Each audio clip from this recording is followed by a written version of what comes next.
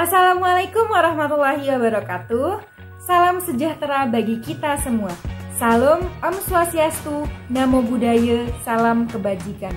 Perkenalkan, saya Mawangi Dewi Lestari Ningrum dengan NPM 185030081 asal Universitas Pasundan. Video ini saya tunjukkan untuk memenuhi salah satu tugas pragmatik. Materi yang akan saya sampaikan ialah terkait hakikat pragmatik. Semoga materi ini dapat bermanfaat bagi kita semua.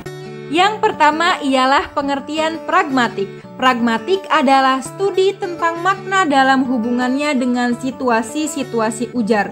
Dengan kata lain, pragmatik merupakan studi mengenai makna ujaran dalam situasi-situasi tertentu. Hal ini didasari pendapat Leach tahun 1993 halaman 8. Selain itu, pragmatik adalah studi tentang makna yang disampaikan oleh penutur atau penulis dan ditafsirkan oleh pendengar atau pembaca. Sebagai akibatnya, studi ini lebih banyak berhubungan dengan analisis tentang apa yang dimaksudkan orang dengan tuturan-tuturannya daripada dengan makna terpisah dari kata atau frasa yang digunakan dalam tuturan itu sendiri. Sederhananya, pragmatik adalah studi tentang maksud penutur. Hal ini disampaikan oleh Yule tahun 2006 halaman 3. Sedangkan Bahari dan Juansyah tahun 2017 halaman 2012 menambahkan bahwa pragmatik merupakan studi bahasa yang didasarkan pada sudut pandang penggunaannya. Dalam Kamus Besar Bahasa Indonesia tahun 2016, pragmatik didefinisikan sebagai hal yang berkenaan dengan syarat-syarat yang mengakibatkan serasi tidaknya pemakaian bahasa dalam komunikasi. Dengan demikian, dapat disimpulkan bahwa pragmatik merupakan studi bahasa yang mengkaji maksud dari penggunaan bahasa dalam situasi tertentu. Selanjutnya ialah perbedaan pragmatik dengan semantik. Semantik membahas studi tentang makna kata tanpa konteks, sementara pragmatik mengkaji arti bahasa dengan memperhatikan konteksnya menurut Bahari dan Juansyah tahun 2017 halaman 8. Dalam semantik, maka didefinisikan semata-mata sebagai ciri-ciri ungkapan-ungkapan dalam suatu bahasa tertentu, terpisah dari situasi, penutur, dan petuturnya. Sedangkan dalam pragmatik, makna diberi definisi dalam hubungannya dengan penutur atau pemakai bahasa. Hal ini disampaikan oleh Leach tahun 1993 halaman 8. Secara garis besar, perbedaan pragmatik dan semantik dapat dilihat pada tabel komparasi antara pragmatik dan semantik. Yang pertama, definisi.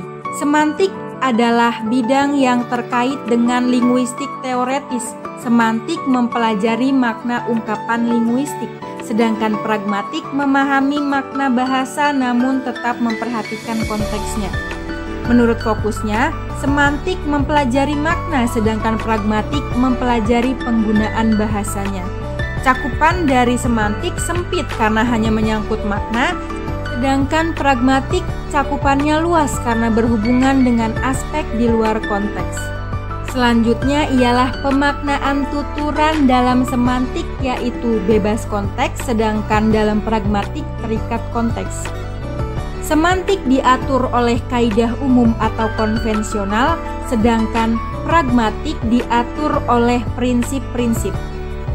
Domain pada semantik mempelajari tata bahasa, sedangkan domain pada pragmatik ialah retorika. Selanjutnya ialah contoh. Semantik berhubungan dengan syarat proposisi yang diungkapkan dalam sebuah kalimat adalah benar. Syarat ini dikenal dengan istilah syarat kebenaran atau truth condition. Contohnya pada kalimat gelas biru ada di atas meja, dapat dinyatakan benar jika dan hanya jika gelas biru benar-benar ada di atas meja. Sedangkan dalam pragmatik, kalimat di sini panas sekali yang dikatakan seorang penutur bisa berarti bahwa secara semantik udara di tempat penutur berada bersuhu tinggi. Namun pragmatik bisa jadi mempertimbangkan tentang adanya kemungkinan lain, misalnya terkait keinginan pembicara untuk menyalakan AC di ruangan itu. Pernyataan panas sekali digunakan sebagai kalimat yang terkait dengan kondisi yang terjadi di lingkungan penutur berada. Pertanyaan khas yang berkaitan dengan semantik adalah apa artinya X, sedangkan pertanyaan khas pada pragmatik ialah apa maksudmu mengatakan X. Selanjutnya ialah kajian dalam pragmatik. Pragmatik mayoritas mengkaji hal-hal berikut. Yang pertama ialah tindak tutur. Tindak tutur merupakan pengujaran kalimat untuk menyatakan agar suatu maksud dari pembicara diketahui pendengaran. Tindak tutur merupakan bagian dari peristiwa tutur, dan peristiwa tutur merupakan bagian dari situasi tutur. Setiap peristiwa tutur terbatas pada kegiatan atau aspek-aspek kegiatan yang secara langsung diatur oleh kaidah atau norma bagi penutur. Hal ini menurut Sumarsono dan Partama 2010 dalam Riyadi 2020. Tindak tutur merupakan tuturan yang di dalamnya terdapat tindakan. Dengan mengucapkan sesuatu, penutur juga melakukan sesuatu. Dengan menuturkan sebuah ujaran, penutur memiliki tujuan yang ingin dicapai dari mitra tuturnya. Teori tindak tutur adalah teori yang lebih cenderung meneliti struktur kalimat. Apabila seseorang ingin mengemukakan suatu kepada orang lain, maka apa yang dikemukakannya itu adalah makna atau maksud kalimat. Namun, untuk menyampaikan makna atau maksud itu, orang tersebut hanya menuangkannya dalam wujud tindak tutur. Hal ini disampaikan oleh Austin pada tahun 1962. Yang kedua ialah praanggapan, presuposisi, dan entailment. Praanggapan atau presuposisi adalah sesuatu yang diasumsikan oleh penutur sebagai kejadian sebelum menghasilkan suatu tuturan. Yang memiliki presuposisi adalah penutur, bukan kalimat. Sedangkan entailment adalah sesuatu yang secara logis ada atau mengikuti apa yang ditegaskan di dalam tuturan. Yang memiliki entailment adalah kalimat, bukan penutur. Hal ini menurut Yule tahun 2006 halaman 43. Yang ketiga ialah implikatur. Implikatur adalah makna atau pesan yang tersirat dalam ungkapan lisan dan atau wacana tulis. Dengan kata lain, implikatur merupakan makna ungkapan yang tidak tercemin secara literal dalam kosakata yang diujarkan. Ini menurut Bahari dan Juansyah tahun 2017 halaman 82. Dengan demikian, implikatur pada hakikatnya merupakan makna terselubung dari sebuah tuturan yang diujarkan oleh penutur atau mitra tutur dalam suatu peristiwa tutur tertentu. Hal ini disampaikan oleh Yule tahun 1998 halaman 40 sampai 41. Selanjutnya ialah prinsip kerjasama atau PK dan prinsip kesantunan atau kesopanan. Prinsip kerjasama atau PK memberikan petunjuk kepada partisipan tentang bagaimana cara membangun keberlangsungan komunikasi sehingga dapat berjalan dengan lancar. Sementara prinsip kesantunan atau kesopanan atau PS memberikan petunjuk kepada para partisipan tentang bagaimana cara memelihara kelancaran komunikasi agar dapat berjalan dengan baik dan tidak menimbulkan daya luka atau ketersinggungan kepada masing-masing pihak yang terlibat di dalam komunikasi tersebut. Hal ini menurut Bahari dan Juansyah tahun 2017 halaman 72. Yang selanjutnya ialah struktur percakapan dan struktur preferensi. Struktur percakapan ialah apa saja yang sudah kita asumsikan sebagai suatu yang sudah dikenal baik melalui diskusi sebelumnya. Dengan kata lain, struktur percakapan merupakan interaksi yang dilakukan orang pada saat terdapat pertukaran tuturan antar individu dalam sebuah percakapan. Hal ini disampaikan oleh Yule tahun 2006 halaman 121 sampai 122. Struktur preferensi adalah pola struktural tertentu secara sosial dan tidak mengacu pada sikap seseorang atau keinginan emosi.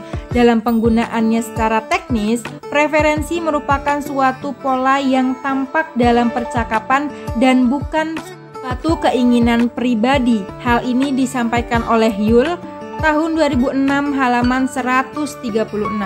Yang terakhir ialah peran pragmatik dalam kehidupan dan pembelajaran. Pembelajaran bahasa membawa kita pada suatu pemahaman tentang pentingnya pendekatan pragmatik dalam pembelajaran.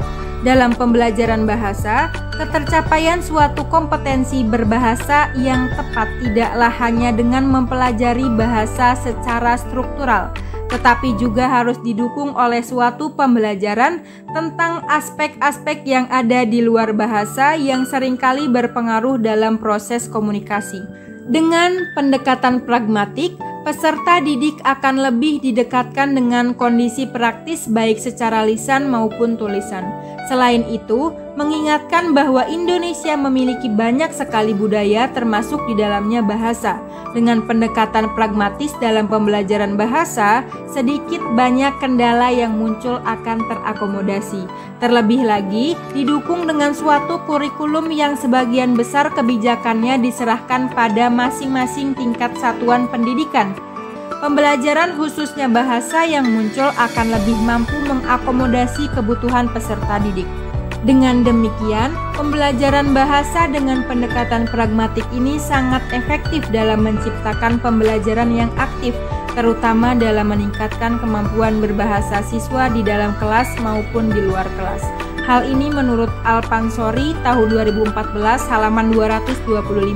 Dengan demikian, dapat disimpulkan bahwa peran pragmatik dalam kehidupan dan pembelajaran, terutama pembelajaran bahasa, adalah fungsi komunikatif, yakni pragmatik berperan dalam mengefektifkan interaksi yang terjadi dalam suatu komunikasi antara penutur dan petutur.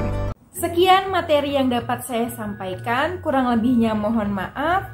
Semoga materi yang telah saya sampaikan dapat bermanfaat bagi kita semua. Terima kasih. Wassalamualaikum warahmatullahi wabarakatuh.